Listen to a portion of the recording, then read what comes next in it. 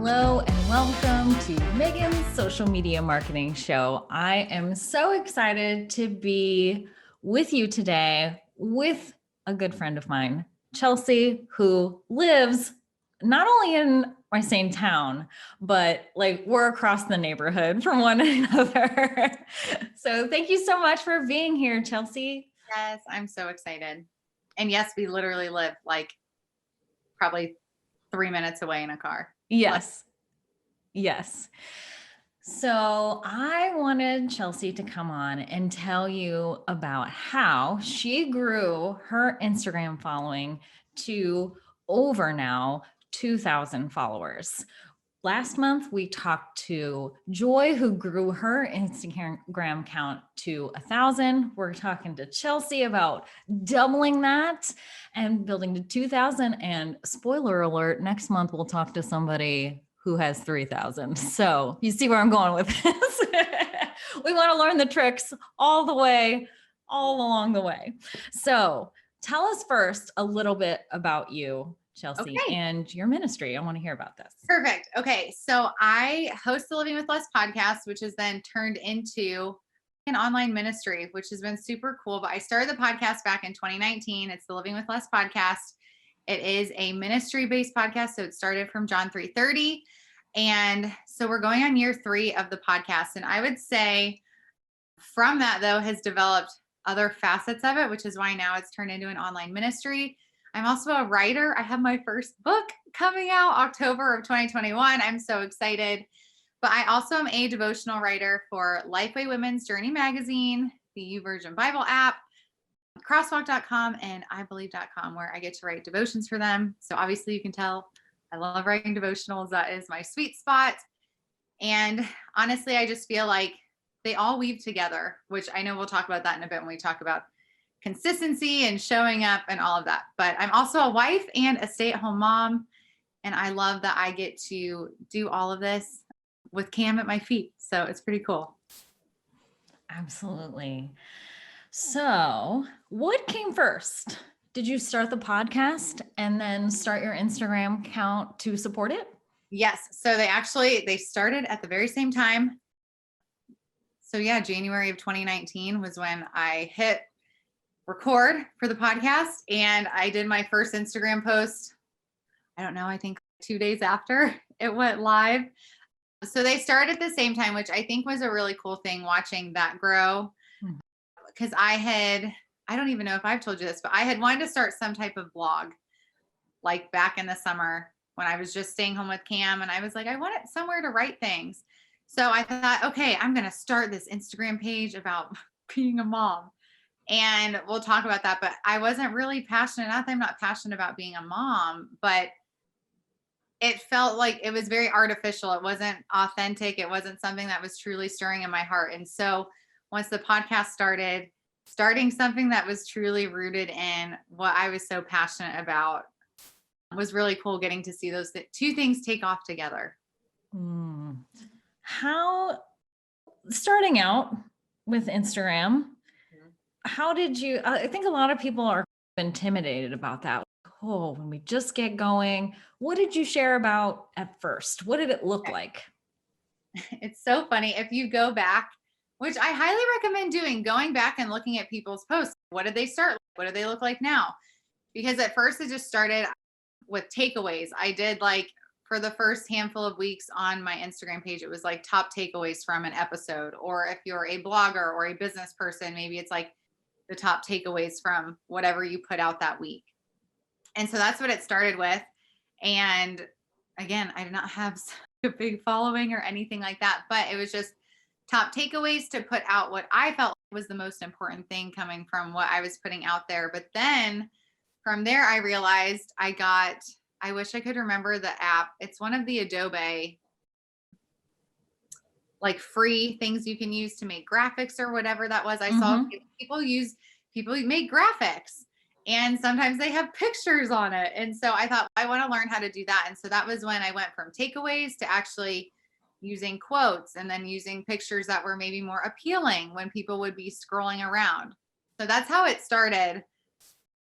pretty bland. But then also, like I said, you just learn as you go. That's one of the biggest things, is learning as you go. It's really okay. You don't have to have it all figured out. And it's impossible to have it figured Yes. out at the beginning, Yes. because Yes. you don't know what people want, because you don't have the people yet to ask them what they want or to get that feedback. So Yes.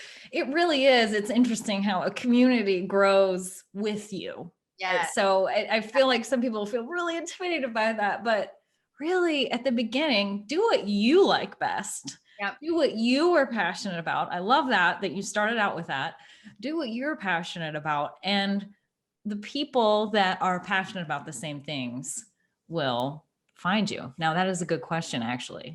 So did they find you, or did you go seek them? What were the things that you did? So I'm actually going to pull up my little notebook here so that way I can read what I wrote down. So the big thing, and before this, I was really praying. I'm like, Lord, I feel like I'm not a great like strategy person, but my biggest thing, and I say this all the time, consistency is so important.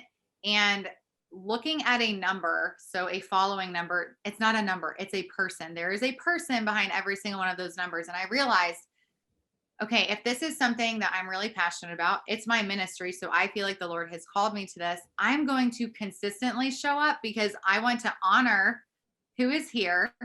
They obviously are interested in the mission behind this and what I'm sharing. And so it became, I want to show up for them because I'm here to serve them. So even if it is a business or a ministry, you're serving them. And so you want to show up consistently for them because they're there. They are showing up for you. So you need to equally want to show up for them. And that was a big thing for me, is I wanted to be consistent, not rigid, but just consistent in showing up. And I think that also helps with a podcast, for instance. Like, it's a weekly podcast. It goes out every single week. I don't miss weeks. It's not like, oh, I'll get around to it. It's, I'm going to show up consistently because I have people that are here. Mm-hmm. Yes, I love that. And that's something that I tell podcasters all the time, is that you are showing up with your podcast episode consistently. Yeah. In most cases, not everybody, but in most cases, if you're serious about it, you're showing up once a week or twice a week or however often that you're publishing. All you need to do then, just add on to that process that you're already doing. You're recording, you're making the show notes, you're scheduling. Take an extra 15 minutes to pull out your main thing. Like you were saying, make a quote graphic, pull out your main topics, even pull up your phone and just a video of yourself. I know this can be intimidating for people because sometimes people pick podcasts so they can be behind a microphone and not in front of a video. Yes. But even just a video of your face saying, hey guys, I just recorded this episode. It's about this. I think you'll love it because you need to know X, Y, Z about this topic. Yes. That's all it needs. It's so simple, and it doesn't have to be complicated. It doesn't have to be gorgeous. It doesn't have to have beautiful photography. Really, you're wanting them to connect with you. You're wanting to make friends. That's all you're really trying to do. Important too, with especially if you're a writer or, like you said, a podcaster where you are behind something. It helps so much when people hear your voice, but now they see your face. So now when you're talking, they can actually picture you, or when they're reading something you write, they picture you and they hear your voice. And so doing Instagram stories, I know you're big in the reels, which I did 2 of those or 3 of those this week, but that's something that's important to me for the people that are there, is I want them to see and hear me and actually see my face saying things, because there's also, what is it? Like, there's a different level of transparency when someone can actually see you say it versus saying it behind something where no one can see you. Absolutely. There's that vulnerability. Yes. And what is really, and I know Brené Brown talks about this a lot, is vulnerability is going first, is really leadership. It's, you have to be vulnerable and make the first move, get out there and be the first one for people to reciprocate, for them to feel comfortable. Cause they're like, oh, okay, she did this. She put herself out there. So then I feel comfortable enough to respond to it. That's a great point. Mm-hmm. And there was something else I was going to talk about with that I think is really important. is people want to know what they're getting. And that even goes for, again, a business, a brand, anything. When they come to your page, they want to go, okay, what am I getting here? Anybody could come to my page and go, okay, these are the convictions that she's really firm in. She's not willing to waver on these things. And so it gives people an opportunity to know if they want to be there or if they don't want to be there. And I think that's important. You don't want people to come to your place and go, so what is this all about? Or they see, I call it like the flip flop, where, okay, you thought somebody was here, and next thing you know, they're like flip flopping on and not that we can't change over time, but it's come to the place of knowing what do you stand firm in, and don't waver from those things. If that's what you are walking in, then walk in that and let that be seen by the people that are showing up. Yes. Use, as you're saying, that bio like I'm a big proponent of the first line of your bio should say exactly what you're going to give those people. Yes. And mine says helping you grow your social media so you can grow your business. That's what I'm about. That's what you're going to get. You're going to get social media tips. You're going to get all kinds of anything that goes under that umbrella and on my feed. That's a really good point. And if I all of a sudden start posting cat videos, they're going to be like, what is going on here? And they're not going to, the whole point of social media marketing in general is to know and trust. Those are the three things that you're trying to build. And especially on Instagram, because there's no links, there's nowhere to click immediately to go somewhere. So they're there for specifically what's right in front of them. And they're wanting to get to know you. Like you said, seeing the face, hearing the words, they want to like you. They do. They want to like you. That's why they're there. You attracted them for some reason so that they can then trust you, and they trust you then to tell you to, in with any marketing, it's solving a pain point, whatever that is. So they're going to you because they're like, how can I do that? What does it look like in my life to live with less? So I love that. That's great. That was the other thing. And I think you actually did a reel on this, but about the hashtags. I think you posted something about hashtags recently. And that's another thing where I did not know, are they important at the beginning? I didn't know, but I had, okay, other people I know use them, so I'm going to use them. And I can say now, I do see, because you can view the insights and I can see, wow, this many people saw this, not from my homepage. And I think I forget how it says it. Maybe it does say from hashtags specifically, but I can say that, yes, they do see it. And that's what's important to me too, because I'm like, okay, so these people are here, these people that follow, they're showing up, they're seeing it.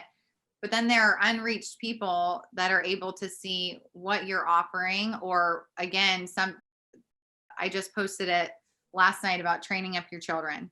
What are we training them up for? Then I'm able to see this many other people got to see it that wouldn't see it from the feed. And so my tip that I do have about hashtags, I am really, what's the word? It's not a pet peeve, but I don't like when people put them in their caption. So I put them in a comment underneath it. Oh, okay. Because I don't like to scroll super long. So when I read, I read what I need to read and then move on. But so the captions, I always put in the comments, if anybody feels that way. And that's really a personal preference thing. Exactly. The research says that 87% of businesses, brands put them in the caption. However, it does not affect engagement. So it does not matter. It's just an aesthetic thing. Do whichever way you like, but do it, but do use them, because it's the only way that if they're not following you, they can find you. Because, and Instagram does this really well, because you can follow hashtags on Instagram. So being able to, so the people who are looking for specifically what you're providing will be in that hashtag. Yes, that's a great point. I'm down with the hashtag. So you post consistently, you use your hashtags. What else did you see? Was there a point where, let's talk about maybe growth. So you started with 0, right? You started your podcast, you started with 0 followers on your Instagram account. what were the points at which, like, either follow numbers or something that you did that you really saw, it's growing? So the first thing, like I said, so the start of everything, like I said, was like the mom thing that I was going to do, and then thought, okay, that's not working. That's not a thing. So that then became the Instagram account in January of 2019, starting with the podcast. And I told you I had put a book proposal together. This was back again, 2019. So even that has been a process too.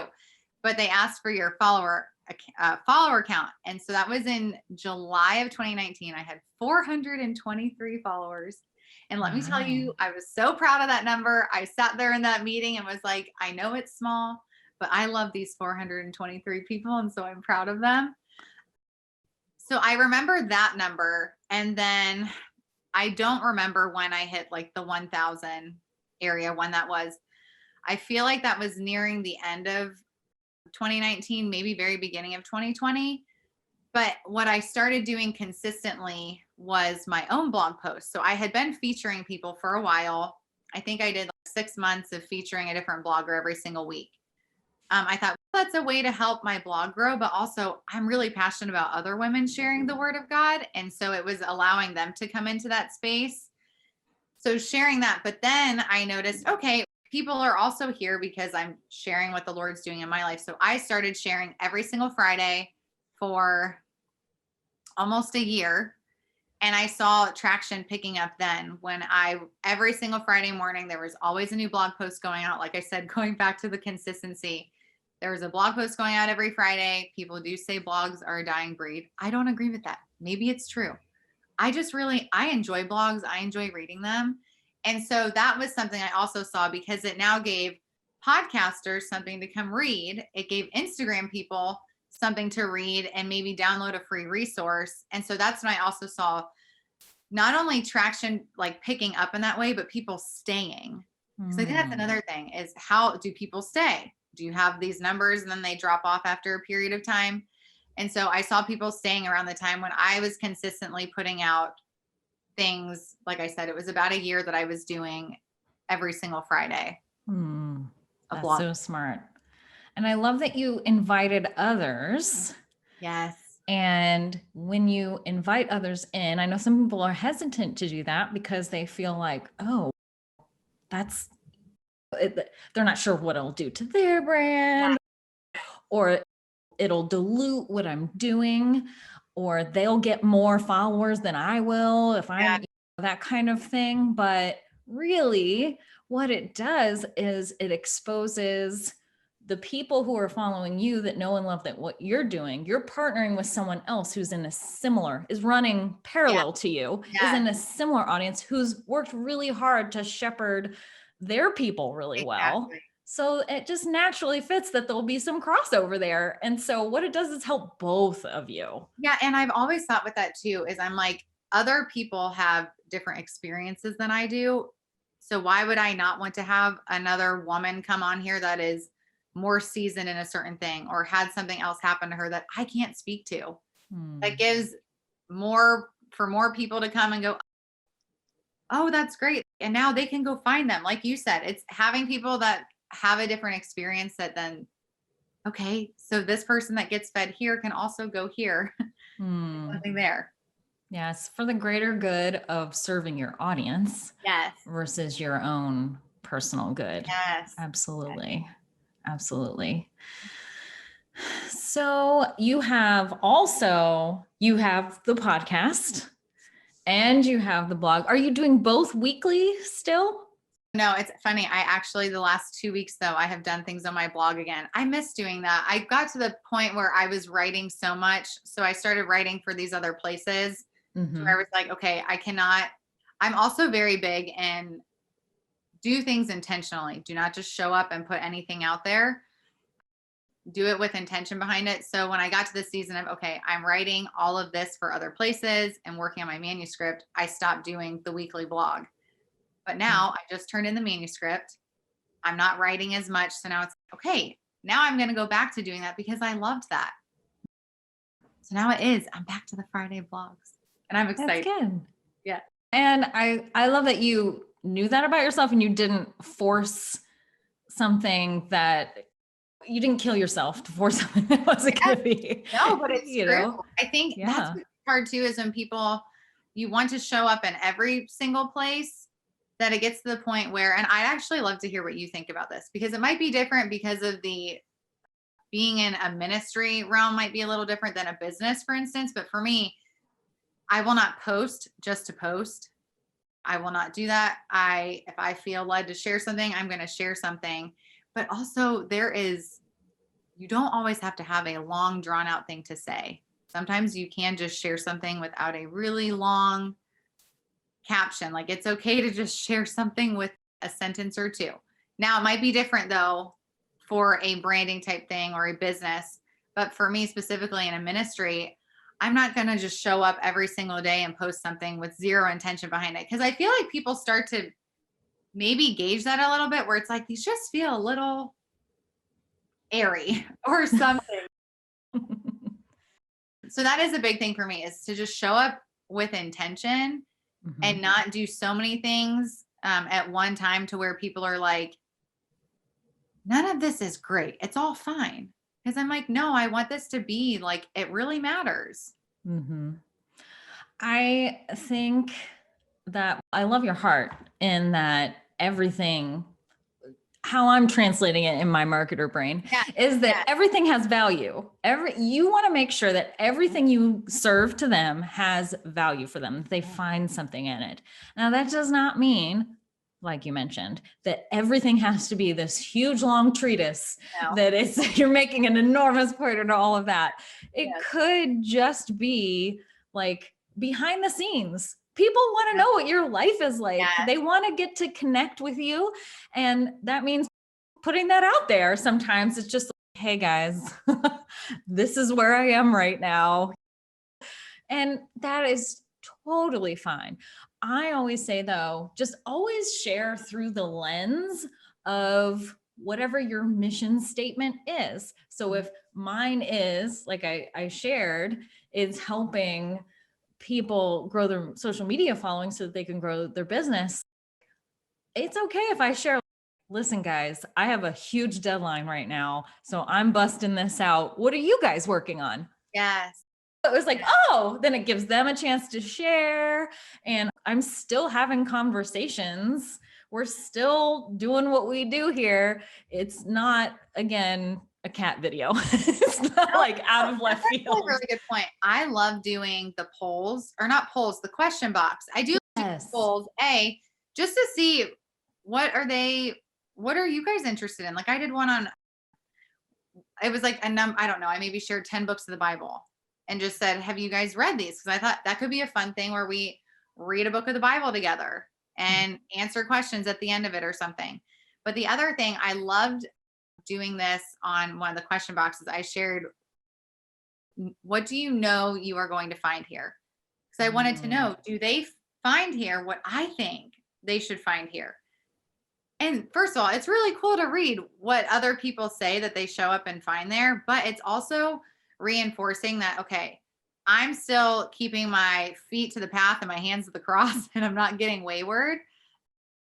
They are finding what I am praying that they would find there. So that's another thing, to do the question boxes and the polls, just to gauge, are you serving your platform? Absolutely. And seeing what they want too. Exactly. Because if you share, ask about the blogs, I did go back and I said, do you guys miss seeing Friday blogs, or would you like to see Friday blogs? And people said yes. Now, I was going to do them anyway because I do enjoy doing them, but I was like, oh, awesome. That was a resource that they did enjoy. Yeah, that's good to know too. Because if they had said like, you might have reconsidered. Exactly. And that's the other thing I think that's really important, is I don't want to say, don't be so offended. If somebody doesn't like something, or if everybody said no, if every single person said no Friday blogs, I'm not going to be offended by that. They're being honest with me. And so I think just also understanding, if these people are showing up for you and they love what you're doing, it's okay. Don't be offended by what they have to share with you. They're doing it because they want to give you their honest opinion. Absolutely. I follow a local business who she does jewelry and some clothing bag type items that have imprints on them. And she had put up a poll because one of her customers had suggested she do cropped sweatshirts. Like she had regular size sweatshirts, but they were like, that's all the rage. I think you should do the cropped sweatshirt. She was like, let me see. So she asked, and it was like the only poll I've ever seen. It was like 100% no, do not crop my sweatshirt. Yes. And she was like, okay, good to know. So she could, that's so helpful. Exactly. And so she could have, it's not in the same, so she could have invested a lot of money and went ahead and done it because one person asked her for it. Or did wisely what she did and ask first. And maybe you're not spending a huge amount of money, but time is money. No, it is. Yes. It takes time. Yes. And if you're spending a bunch of time creating something that they don't want, you want to know. That's a great point. So what else would you say has really, you've noticed has helped you get to know your followers, or you've noticed has sent you a lot of them? I know that you mentioned you write for other places. Yeah. So I was going to say that is actually something that I have found is really helpful just in growing your audience. Again, and I think this was something that I just had to really walk through myself as I was learning all of this, is I don't want to gain people because I want people. I feel like I am pointing people to the truth or to something that's very valuable. And so I want people to see that. It's not about me. It's about what I'm pointing them to. So being able to write for these different areas, that is a whole new audience that honestly, like YouVersion, for instance, they have millions and millions of people that have the Bible app downloaded on their phone. I have no access to those people other than through YouVersion.